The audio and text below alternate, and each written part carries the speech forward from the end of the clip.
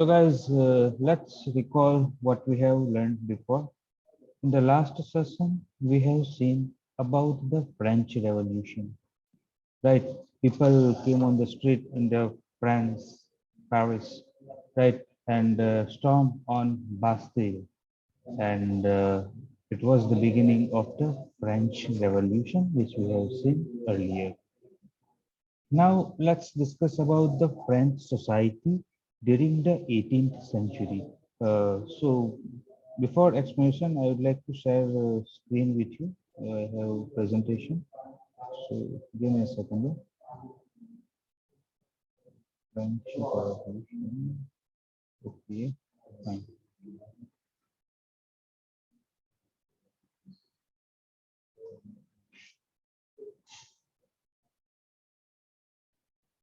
So guys, visible on your screen.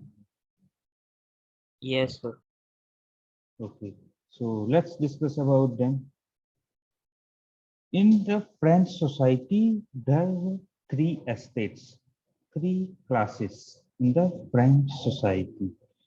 So French society before revolution, or we also called it the French society in the old regime. Old regime, that means the old time, old era before the revolution, before the French Revolution. Got it? So there were three estates in the French society. First estate comprised clergy, mainly that priests.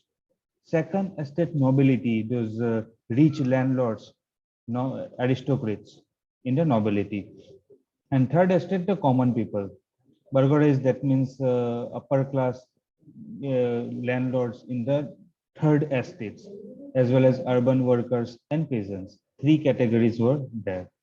And in this society, as we can see that first and second were the rich. The first estate was of Catholic officials, priests, Catholic priests, and those people were rich. Even they had a right to collect taxes. Church had right to collect the taxes. Next here, second nobility. Nobility, those aristocrats, with the exemption of few liberals, the nobility wanted greater political influence for themselves, but nothing for the third estate. So nobility, those aristocrats, and they had privileges. And those people got privileges by birth. In this French society, rights by birth. Next, the third estate. Right, third estate comprise mainly three categories in third estate. In third estate, first on top, big businessmen, merchants, court officials, lawyers, teachers, etc. Third estate, but first. In third estate, the second one, peasants and artisans. And in third estate, lowest one, small peasants, landless laborers, workers, servants, etc. in the third estate at the bottom level. So this is about the French society. And on your screen, you can see the cartoon. The cartoon from the era of the French Revolution depicts third estate as a person in chain. You can see that, right? The person in chain and who support the clergy and nobility on his back. So why this cartoon? There are many reasons, because third estate had to work for them, first of all. Second, first and second estates, they didn't need to pay taxes. They were exempted from taxes. However, third estate, those who were poor, actually, comparatively poor and the poorest of the poor, those had to pay taxes. Those people had to pay taxes. Right. So this is like unjust and inequalities in the French society.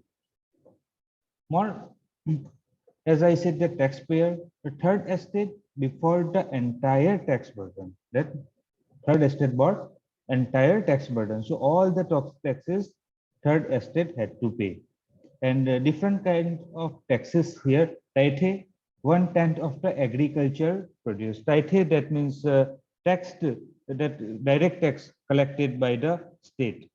Collected by the church. So church extracted share of taxes called tithes, and tal, that is direct tax collected by the state.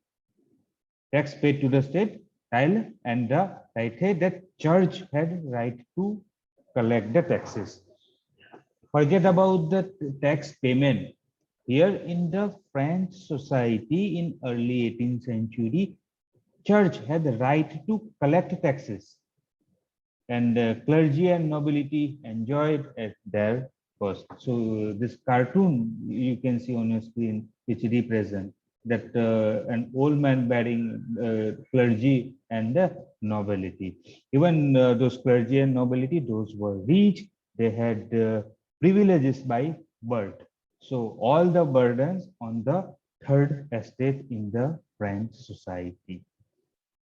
So now about the royal family of France. In 1774, Louis XVI, remember, in 1774, Louis XVI of Bourbon family ascended the throne of France, and he was only 20 years old, and he married to the Austrian princess Marie Antoinette. And French royal family led lavish life, luxurious life. So as just a picture you can see, that is called Hall of Mirrors in the Palace of Versailles, France. Just a glimpse of their luxurious life. You can see that on your screen, this the glimpse of luxurious life. Next on your screen, Louis XVI, he was an awkward, clumsy man who had good heart, but was unable to relate to people on that personal level. That difficult for him to judge about the people, as well as he was weak and poor to make the correct decisions. So many times he depended on those courtiers only, estate generals. Next, as I said, that he married to Austrian Princess Marie Antoinette. In her early years as a queen was flighty and irresponsible. She spent huge amount on clothes, buying new dress nearly every other day. It's like really that she's famous, and her necklace also famous even today. Right? One of the most expensive necklaces in the world over the time. Being Austrian, she was terribly unpopular in France and had few friends. So she didn't like by the people. Now you can see on the picture of Marie Antoinette, Queen of France, and a glimpse of Palace of Versailles. Now let's talk about the people.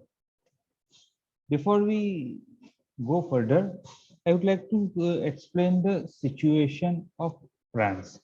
So when Louis XVI extended the throne, that time situation of France was very weak. I'm talking about economical situation. It was very weak because long years of war had drained the financial resources of France.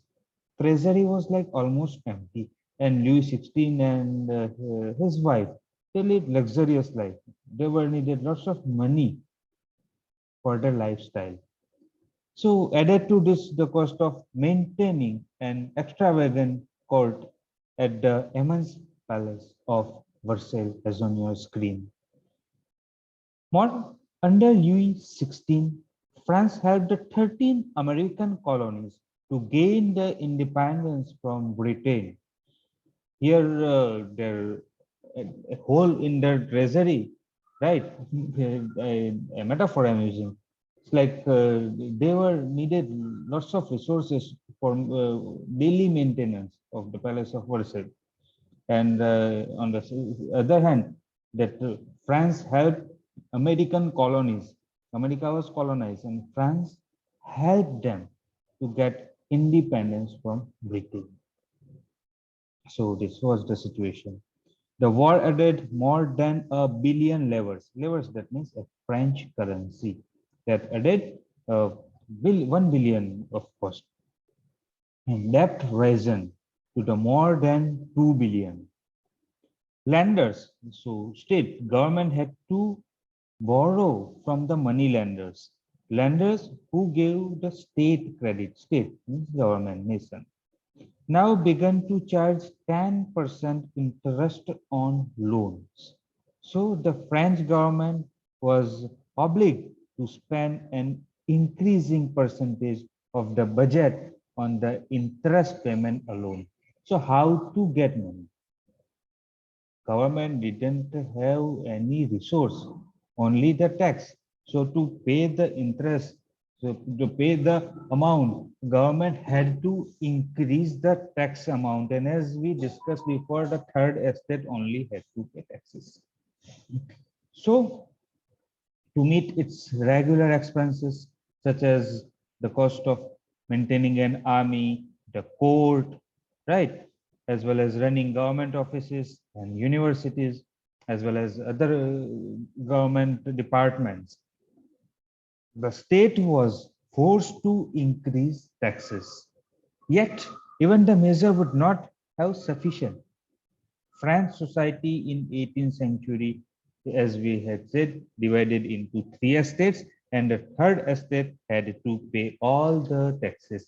So in short, all the burden on the third estate. So now let's talk about the growing middle class and political philosopher in the France. Here names of few philosophers given: John Locke, Jean-Jacques Rousseau, and Montesquieu. So let's discuss about them. Before we discuss about them, let's do that subsistence riots and the struggle to survive. So the population of France rose from about 23 million in 1715 to 28 million in 1789. 1715 to 1789. In these years, that French society increased about 5 million. This led to rapid increase in demand for food grains. Of course, population increase, so higher demands of food and other things. So let's consider here mainly food. So higher demands of food grains in France. Production of grains could not keep pace with the demands, but at the same time, production of food grains did not increase. Population increased, but food grains, production of food grains did not increase in the parallel way. So most workers were, sorry, so the price of bread, which was staple diet of majority, rose rapidly, as here said that. If demand high and available supply low, less. In generally in economy, it leads hike in price. The same situation in the France. Food grains were less. And why bread here? Because like rice and roti, staple diet, essential for us, like for Indian people, for French, for European, bread as essential part of the diet.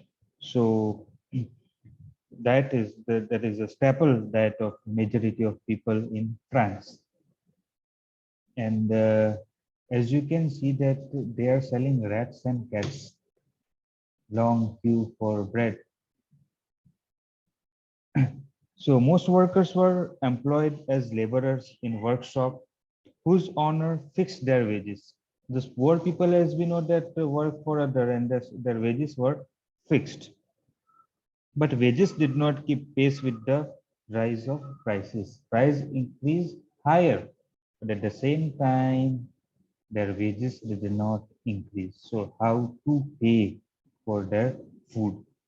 So the gap between the poor and rich even widened. Things became worse whenever drought or hail reduced the harvest. Even such a situation like crops fell due to weather reason or any other situation, even gone worse. So this led to subsistence crisis. something that occurred frequently in France during the old regime. Subsistence crisis means extreme situation where basic means of livelihood are endangered.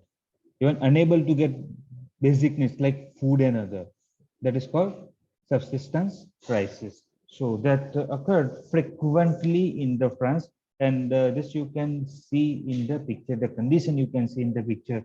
Uh, this shop were actually selling rat and cats instead of bread. They had to stand in a queue for a piece of bread, for loaf of bread.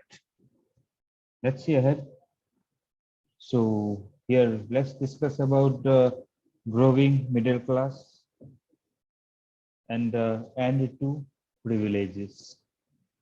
In the past, peasants and workers had participated in revolt against increasing taxes and food security. But they lacked the means and programs to carry out full-scale measures that would bring about a change in social and economical order. They revolted, protested, but actually failed. They didn't bring any change. They didn't bring any change in their lifestyle, in their social and economic lifestyle. Hold on, I got a message. Am I audible? Am I audible to you? Yes. Okay, because I got a message that my voice is not audible. Okay, so what I was talking about, the revolt that remained that meaningless because they didn't bring any changes in their social or economic order. This was left to those groups within the third estate who had become prosperous and had access to education and new ideas. So further about the growing middle class and calling of estate generals in detail, we shall discuss in the next session, possibly on Monday.